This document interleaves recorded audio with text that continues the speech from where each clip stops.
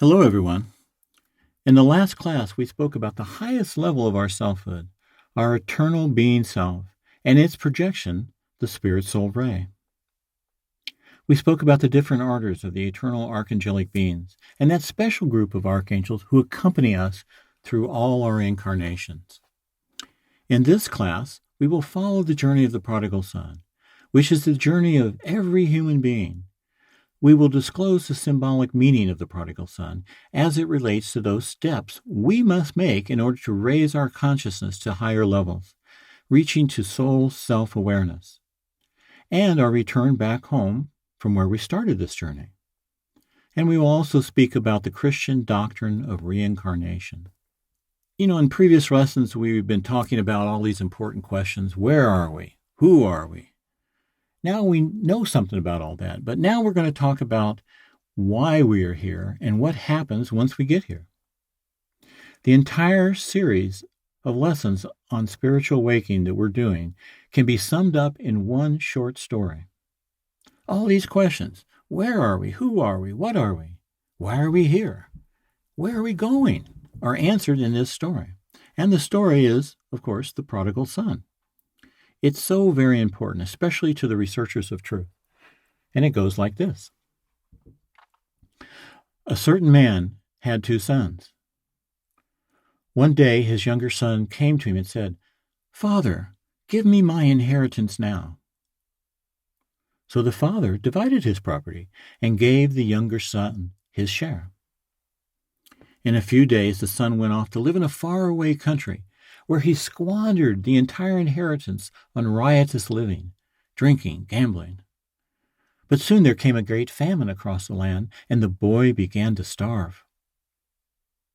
He could not find food or anything. He had to hire himself out to a local farmer just to feed the farmer's pigs. After a while, he was so hungry that even the husk he was feeding the pigs began to look good to him. But soon he came to his senses. He sat down and started to reason. At my father's house, even the servants have enough to eat, and some to spare. I'm going back to my father and ask him if I can be his servant. And so the boy set off. And yet, while he was a long way off, his father saw him and came to him and was so moved by compassion, he hugged him and kissed him.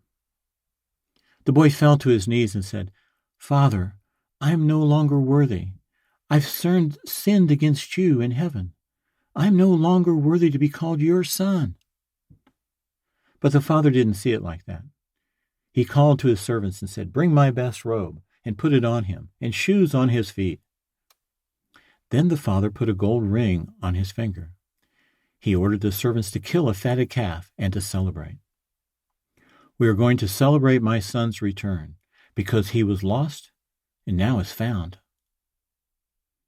The older brother, who was off working in the field, saw all the commotion around his father's house, and he went to see what was going on. He asked one of the servants, "What's happening?" The servant said, "Your brother's returned. Your father's killed a fatted calf, and we're going to celebrate with a feast. Please come in." But the elder brother refused to go in. So the father had to come out, and he tried to plead with him, but the elder brother would not listen. He said, "Look, Father, I have been with you all this time. Never once have I disobeyed you. Never once have you given me as much as a small goat to celebrate with my friends. Yet your son squanders your money and on whores and drinking and gambling, and he comes back and you celebrate it." The father said, Please try to understand. I have always been with you. Everything I have is yours. But it's right we celebrate your brother's return because he was lost and now is found. He was dead and lives again." Now that's the entire story of the human condition. Of course, the Father is God, and the Father's house is the kingdom of God. The elder brother represents all the archangels who never left God or his kingdom. But the younger son represents humankind as a whole, who ventures forth and phenomenally leaves God and his kingdom to go to live in a faraway country. This means incarnation on earth. The property the Father gives him is the mind and the right to use it. This is something the animals can't do. Now, by his riotous living, he was creating low-level elementals. The Son's base desires for wild living, drinking, whoring, created negative elementals. And those are symbolized by the pig the Son was forced to feed. So the sons end up even living with the pigs, and the pigs are eating food that he has given them. This means the elementals are eating his etheric vitality, the energy he needs to sustain his life. And so he always remained hungry. This is what happens with us and our elementals, our negative elementals. But there comes a real important part in this parable, and it's extremely valuable guidance because it teaches us that, like the prodigal son, whatever conditions we face, whatever our sufferings are, it shows us how to come out of it. The son comes out of it because he sits down and begins to reason instead of just following his emotional desires blindly. Any problem any of us have, the only way out, the only lasting solution is to sit down and reason it through, sort it out, so as to know what to do to come out of the problem. That's what the son does. And his reason tells him he was better off in his father's house where there was enough food for everybody. And so he sets off for his father's house. But the father sees him coming from a long way off and runs to him. This is also telling us something very encouraging. Today we would say it this way: if you make one step toward God, God will make 9 to you. That's the same principle as revealed in the prodigal son story. His father was expecting him to return from materiality and come back to his original condition. In the same way, God is expecting our spiritual return to him too. He is waiting for us. He is watching for us, always. So the son goes back to his father's kingdom, repenting and saying, I have sinned against you, and I'm no longer deserve to be called your son. But the father doesn't think that way. Just because the son had behaved like a bad son or naughty son, he's still the son. Just like no matter how we behave on earth, we are still an offspring of the Almighty. The father has his best robe put on his son. The best robe just means the son regains his original princely dress as the Son of God. Now, the ring on the finger, that's something else. That's something different, because the ring represents eternity. We spoke about this before. So now the younger son is in a better position than the elder brother, because the elder brother has never left the kingdom. He never went out into the worlds of duality. He had never known light and dark, or the difference between light and dark. He was always in the light, so he never experienced duality, never experienced darkness. But the younger son, when he comes back, is in a more privileged condition over the older brother, because he knows both. The killing of the fatted calf just means there is no need for incarnation on earth, because the fatted calf represents the material body. The elder brother, again, represents all the archangels, but the archangels never get jealous, they don't get mad, they don't complain. That's just a way of telling the story, so people of that time could understand the privilege of the younger son, what he received from his journey out and back. This story has a lot of deep meaning for us. The journey of the parable son represents the circle of possibilities for the human being, the full circle of possibilities, not just for one incarnation, but for all the incarnations. Now we must look at our lives and decide, where are we in that circle of possibilities? Are we on the way down, seeking happiness by chasing after material riches for name and for fame? Have we become lost in the game of chasing money? Or are we losing interest in maybe what I should call seeking satisfaction in matter? Nothing wrong with material things. What's wrong is enslaving ourselves to material things. Worldly experiences are what they are, but they will never, ever satisfy our spiritual hunger and thirst. We must find where we are in that circle. Maybe some of us have had enough of being intoxicated with material objects and money, and we're moving away from all that. But could it be our current suffering is exactly what we need to be woken up and realize we're stuck in unsatisfactory conditions, and we need to make our strides to higher and better conditions? Or maybe we've already started making our steps back to God, and maybe some of us already feel the embrace of God as we approach. And of course, there are those really great ones who've gone before us who've already returned. So we are all on the journey of the prodigal son at some place in this grand cycle of possibilities. We just each must study ourselves to see where we are in this destined process. Now, when we hear a parable or spiritual story, or especially a myth, there are 4 ways to interpret these. The first way is literal. And most people around Christ's time, and probably many people today, are just taking these parables literally because they're not ready to see it in a higher way. Of course, some of the disciples, advanced disciples, knew, but the common person just took it literally. And that's okay for a common believer, just to listen to the story and teachings in a literal way. With the literal interpretation, you are looking backwards. You are saying, what happened then? What happened in the past? Oh, this guy left his father and he went here and there and did this and that, and then he returned. That's the literal way of looking backwards in time. The next way of interpretation is called allegorical. And that means the symbol of the story. And the way of interpreting it is looking forward to see the meanings. So in this case, the allegory is what we just told you. The Son is all the human beings. The older Son are all the archangels, and so on. In an allegorical interpretation, you see all the symbolism of the parable. The next way of interpreting parables and myths is topological, which is looking downward on the story. This means the moral viewpoint on the story. In our case, here with the prodigal son story, the son did a bad thing with his father's money, but the father did a good thing by forgiving him and taking him back in. That's a moral view of the story. And we want to look at all the different ways, all the different interpretations of these parables, but really the most important one for a seeker of truth is the analogical interpretation.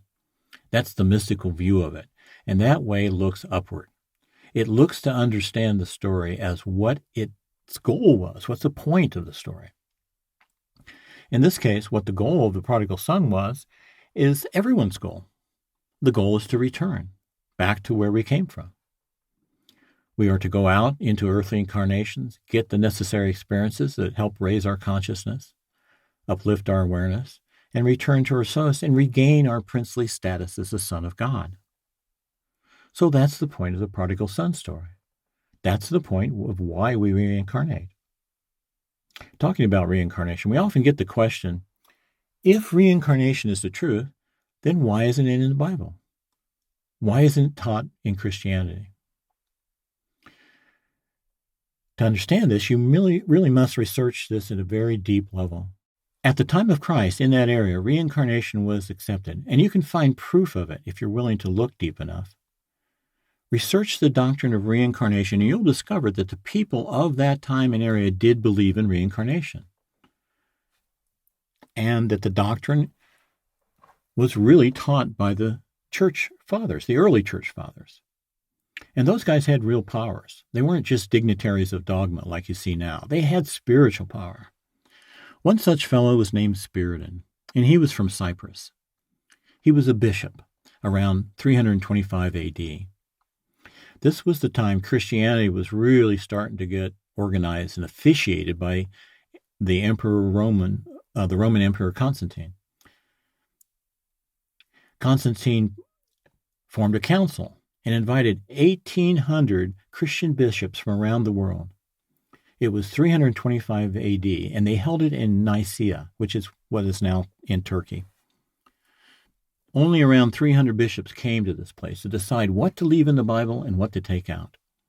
At that time, there were all kinds of writing, so they were trying to figure out what was real and what was made up. And there were a lot of disagreements, and it caused a lot of conflict, as you can imagine. At that time, there was a bishop named Arius, and his view on Christ was called Arianism, which states that Christ was just a man, like the Buddha and other prophets and enlightened ones. But he developed over time and eventually came to a high level of God realization. Opposing Arius was Saint Spiridon from Cyprus, who said, no, Christ is a direct incarnation from God. No evolution was involved. No changing in consciousness was necessary because he came full and complete. At the time, most of the people thought that. But Arius didn't. And he taught his followers Christ was a man. He was a very suave and sophisticated fellow, an extremely good debater. So these two are the prime debaters for whether Christ was an incarnation of God or just a prophet that attained God realization. So they both debate this in front of a tribunal of the other bishops. Arius was so highly educated and logical, he began swaying all the other bishops with his debating and speaking skills. While St. Spiridon was a crude, rustic guy, not educated, but he had real powers. Still, it wasn't going well for him. He was losing the argument. So he thought, I'll make a demonstration.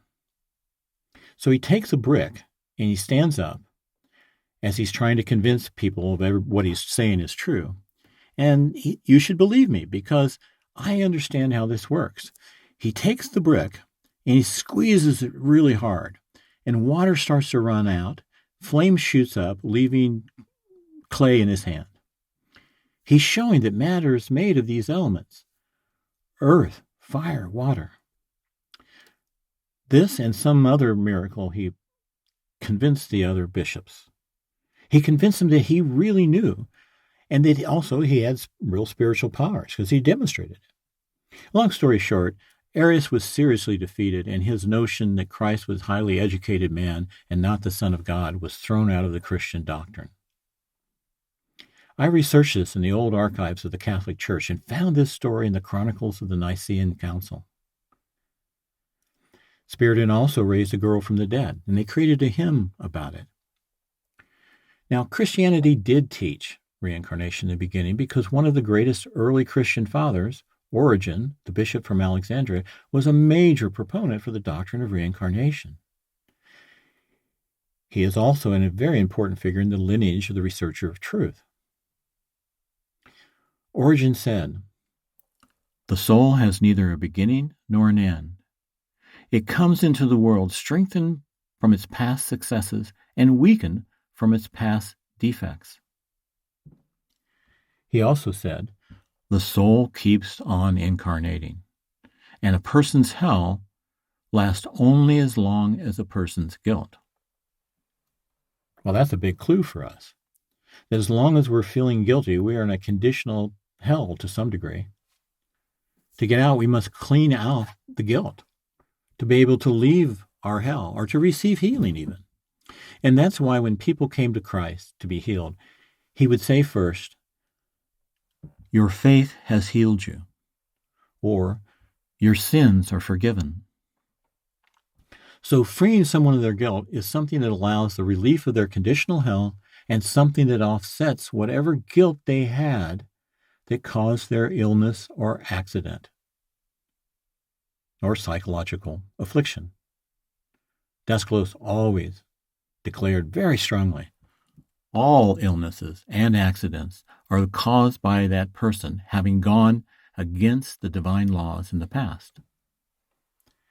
It could have been in the past during this lifetime or any number of past lifetimes. And it does not matter if it's a personality they remember it or not. Their inner self remembers it, and this reflects in the personality as guilt. Of course, we shouldn't entertain guilt. We should see it as a sign that we need to make some action to clean ourselves in some way. So the teaching on reincarnation can be found in the Bible. One of the places you can see it is Christ is saying to his disciples after the crowds leave, "Who do they say I am?" And they say, "Some say you're a prophet of old, come again. Some say you're Elijah, come again." This shows the people of that time believed in reincarnation, or they wouldn't have said that. And it shows that reincarnation is the truth, or Christ would have told them that that was not possible for the spirit of Elijah to come again as John. But Christ did not deny it. He confirmed it by saying, "If you have ears to hear and eyes to see, John the Baptist is the spirit of Elisha come again." Meaning, the spirit of Elisha has come again as John the Baptist, as the person we call John the Baptist. So Christ is confirming someone who lived before comes again. That's reincarnation.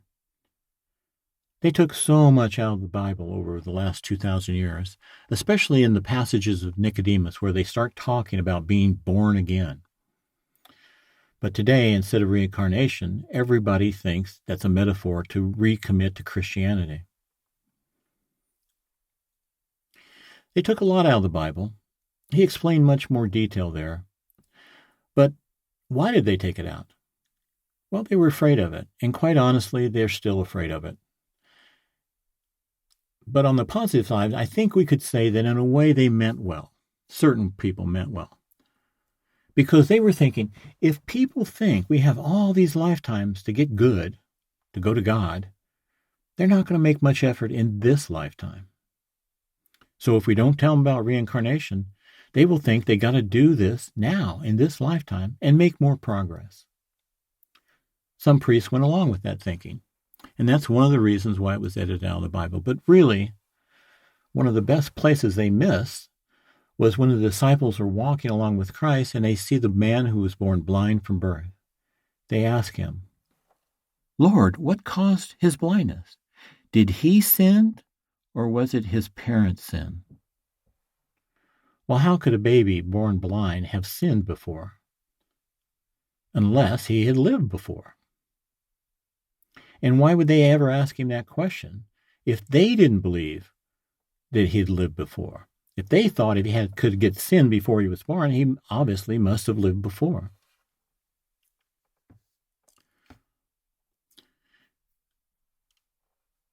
But the complete removal of reincarnation from the Bible was really caused by a girl named Theodora from the Constantinople circus, who was behind the whole removal.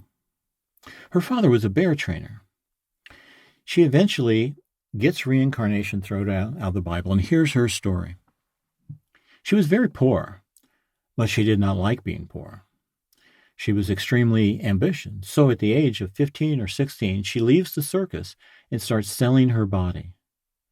Not only did she want money, she also wanted power. So she starts sleeping her way up in society with people of status. She ends up sleeping with Justine, who is in the next line to become Caesar, the emperor of Rome. Justine does become emperor, and he marries her. Now she's got wealth, she's got the power, but there's one other problem for her. Before Christianity, all the Roman emperors and their wives were deified. So when they died, people thought of them as they had become gods. Once an emperor and his wife died, they made statues of them, put them in the temples, and people worshipped them as a god. And that's what she wanted. But the problem was, it's not possible since Christ came and the Christianity, with its original doctrine of reincarnation, was adopted, not to say hijacked, by the Romans as their official religion. With reincarnation, you can't have that deification because it taught that you might be born a queen in one lifetime, but next lifetime you might be born as a servant. So to achieve her aim of being deified, she had to get reincarnation thrown out of the Bible. Her husband, Justine, also liked the idea too because he wanted to be worshipped as a god. So they start presenting their proposition to remove reincarnation from the Bible. But they got a lot of oppositions, especially with the bishops in Rome. Now remember, they're in Constantinople, so they've got control there. He's the emperor, and he's there. But Rome's far away. To get his way, he had some of the opposing bishops in Rome killed. Then he called for the 5th council in 535 AD to decide about removing reincarnation from the Bible. Now, the bishops around him agreed. They had to because they were afraid of him. And the ones in Rome were afraid of him too. So when they called for the council, I think there was only 1 or 2 bishops from Rome that even came to vote. It ends up, he gets his way, and reincarnation is thrown out of the Bible. They go around confiscating all the Bibles with the doctrine of reincarnation in it and make new Bibles, having removed the places where they found the teachings on reincarnation. They release the new Bibles and make it punishable by death if you even have a copy of the old Bible or anything speaking of reincarnation. Now let's fast forward to 1945, right after World War II. They discovered the Nag Hammadi Library. And hidden in clay jars, buried, there are many books that were banned from the Bible. Obviously, the clergy at the local church who buried these books were afraid of being caught with them. So they buried them in the desert. But they knew there was valuable information in them, truth in them, and they didn't want that to be lost for all time. So they buried them. Not that all of them in that jar are true, but some of them are. You have the Gospel of Thomas, which is a good work, and when you read it, you can feel Christ's vibrations on some of the words. Maybe it's not perfect, but there's a lot of good in there, and you can feel it. Now, in the Gospel of Mary Magdalene, she tells Christ of a vision she had, and his answer reflects that he was teaching exactly what Daskalos taught and exactly what Daskalos declared he was teaching, at least to his private disciples, at least privately to his close disciples. In previous lessons, we were talking about the mind, being emanated from God and from all the spirit beings. Then how a single ray of a spirit being descends, passing through the human archetype, and forms the soul, the pure soul. So Mary had a vision, and she goes to Christ and says, "Lord, was my vision of the spirit or the soul?" And Christ says, "It's of the mind which is in between the two." Now, this is exactly what Daskalos states. It's the mind. It's reflecting these things. It's not from the spirit or soul itself. It's from the mind emanated by the spirit. Now, Daskalos used to say that the 3 worlds of existence, the material, psychical, and noetical, are reflecting too. They're like 3 mirrors. And when you look at yourself in these mirrors, you see yourself very distorted. It's a reflection. These worlds are made of mind to serve as a reflection. So what that means is, let's say you look in a mirror, a physical mirror, and you see only your material body. And when you start to introspect on your behaviors, your body, it reveals to you that it's really your psychical and noetical body, your emotions and your thoughts. In other words, your psychology that is driving your behavior in the material world.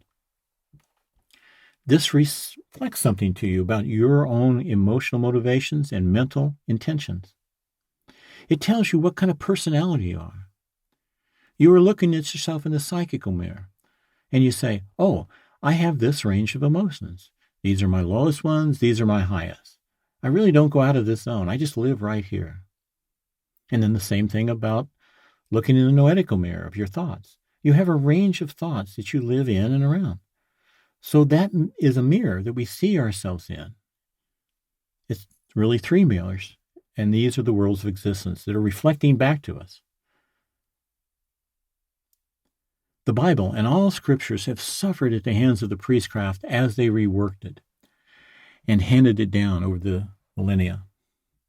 Whether they meant well or not, they lower the original teachings to their level of understanding. What else could they do? Still, there is highly valuable information there, especially in the New Testament. Daskalos always advised us, saying, the New Testament should be the seeker of truth's best friend. And it's helpful to realize that what we call the Bible today has been massaged and altered a great deal by the priests, covering the pure teachings of Christ with layer and layer of religious prejudice and dogma. And consider how the Bibles were created before the printing press. Well, at the time of Christ, he was speaking about the kingdom of God is at hand. Now, most of the disciples didn't understand the kingdom wasn't a physical thing. So they were expecting some change in their material world any day. But when Christ died, not much was written about it in terms of the Gospels and the teachings because they thought it was coming at any moment. They didn't need to write about it. But then when they realized, well, Christ maybe wasn't coming back immediately as they imagined. So after some 20, 60 years, the followers of the disciples started writing about Christ and his teachings from what they had heard from the disciples. Now, each disciple had their own students. They had their own circle of students. Thus, it was the students who were literate that were writing this stuff down and eventually compiled the Gospels. But who wrote them? Well, they had plenty of followers, but which followers wrote these things? Well, it was the wealthy, because they were the only ones that could read and write. The rest of them could not. These weren't professional scribes. And there's one place where they found, up in the mountains, a massive stash of writings. They were in Greek, up in the caves. And this is where the Essenes escaped to. The Essenes were Greek-speaking Israelites and not Jews, as historians imagine them. So when the Romans started sacking the temples in 770 AD, everybody ran to the mountains. Christ warned them of this coming event of persecution. He said, when they come, if you are on the rooftop of your house, don't go in. Don't turn back to get anything. Just run to the mountains and hide. He told them all this was going to happen and what to do. So that's what they did. Not long ago, they found a cave system. It was full of these writings. Most of it was written in Greek. And the archaeological people who found them couldn't understand because it wasn't in Hebrew like the Jewish writings were. You see, history still does not quite get who the Essenes were. The people that found these writings were so puzzled by what the Essenes had written. They wrote about the Romans who were slaughtering the Jews and Essenes alike like they were their brothers. Well, that's Christ's teaching, isn't it? Love your enemies. But the historians didn't quite get that connection. So these people were writing it down, and now they hid them in caves to keep them from being destroyed by the Romans. The Essenes also, in another place, hid the Dead Sea Scrolls, which interestingly were discovered within 2 years after the discovery of the Nag Hammadi Library, right after the Great Purification of World War II. World War II was a purging of certain negative influences, making the way for this new information to come to light. Now, before the printing press, monks were the ones who wrote the Bibles by hand. But they needed copies. People wanted more and more copies. So to meet the demand, there would be a room full of monks, 50 desks, 2 monks to each desk. One would read a copy of the Bible out loud, and the other guy would write it down. Can you imagine 50 people reading from the Bible out loud and 50 people trying to write down what they heard without getting confused? Now here's another problem. They didn't have capitalization. They didn't use punctuation. So it was left up to the reader to decide their personal preference of where the sentence started or ended. Clearly, this process took a long, long time, and unintentionally mistakes were made, and purposely things were taken out. It was a very, very rough road until Gutenberg came along.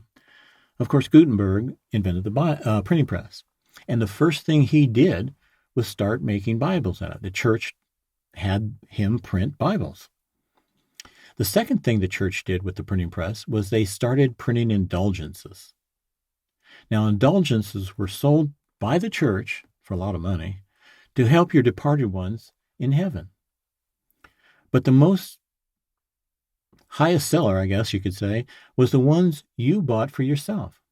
These sold like hotcakes at the time because the people thought, I could go wild on Saturday and sin and go to church on Sunday, buy an indulgence, and absolve the sins I did by what I did on Saturday.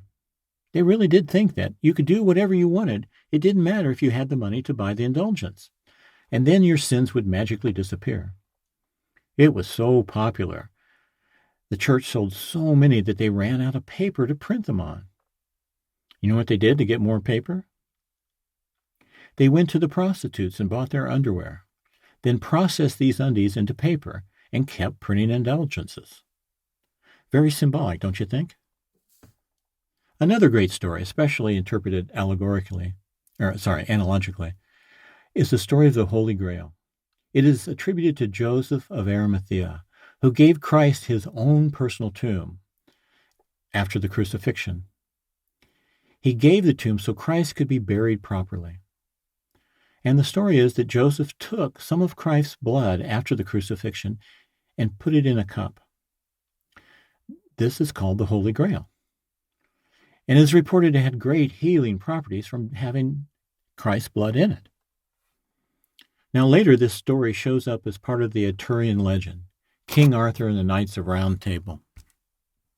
Now they had done all these great noble deeds, and they were sitting around the round table, and thinking, we've run out of noble deeds to do, and it's getting kind of boring. And they started to wonder, what's a worthy quest for us knights? Soon they came up with the ultimate quest, to find the Holy Grail. Now this is a great symbolic story. And so they all go off.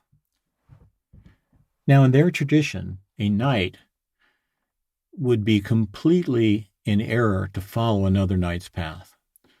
So each knight had to set off on their own path, to find their own way to the Holy Grail. And this is what we must do. We can't really follow what others say. We have to find it ourselves. We can take advice, but we can't follow somebody else. We have to find the truth ourselves. Now, most of them die or get distracted. One guy kills the king and marries the queen. He gets distracted. Another guy loses his way. Somebody gets killed. He goes on and on and on. But there's this one fellow who makes it.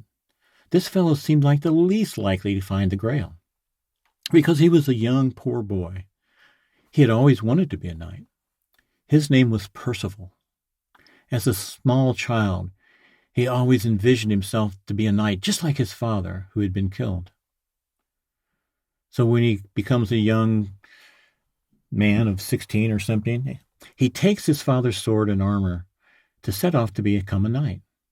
But his mother told him before he left, your father was a knight, but as a knight, you have certain things you must do and certain things you must not do. One of the things you must not do is to ask anyone personal questions.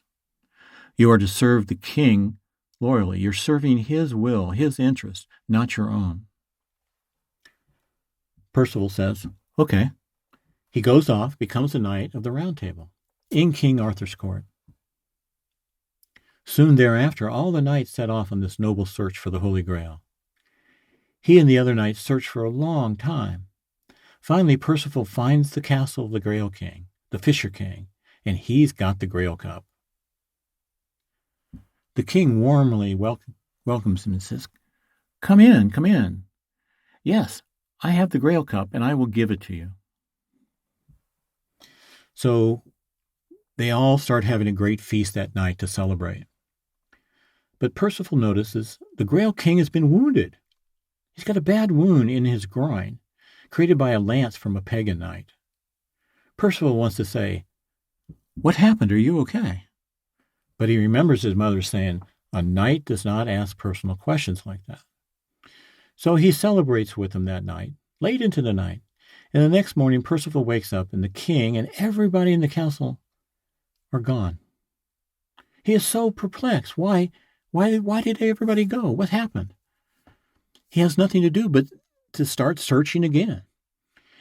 And he searches for the next 7 years, searching for the Grail King and the Holy Grail. And finally, he comes back around and finds the Grail King and the Holy Grail. And the Grail King gives it to him this time.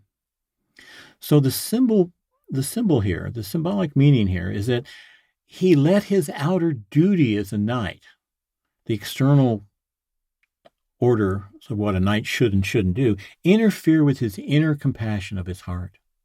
It was a test. He really should have asked the knight and care about his fellow human being who's been wounded. But he didn't. And this is just so symbolic because the opportunity disappears, and it takes him 7 years to come back around to that point again. This is exactly what happens in our spiritual search. Sometimes we can get really close to enlightenment, really close to a move forward, and we'll make a mistake. And it takes us years to get back to that same point. The most interesting part of the story for me is the name Percival. His name means he who splits the valley, he who goes through the valley. What's a valley? A valley has a mountain on either side. So this is a symbol of the worlds of opposites. It's a metaphor for us. You know, Buddha says, follow the middle path. Don't go to the opposites. Stay in the middle. Dasko says the same thing. Do not swing back and forth between dual poles like a pendulum. Stay in the middle. Because this is where we're going to find balance. This is where we find the Holy Grail. So the Grail is not a physical cup we're looking for. It's a cup in our heart with Christ's blood. It's a symbol. In the next lesson, we're going to explain what happens over the course of our incarnations on Earth, in the other worlds of existence, as we slowly awaken to the truth of who and what we are. We will describe those forces and conditions which we must face on Earth, such as ignorance and illusion that distract, delay, block us, and lead us astray during our journey of self-realization. Thanks for listening. Hope you can join us for the next lesson.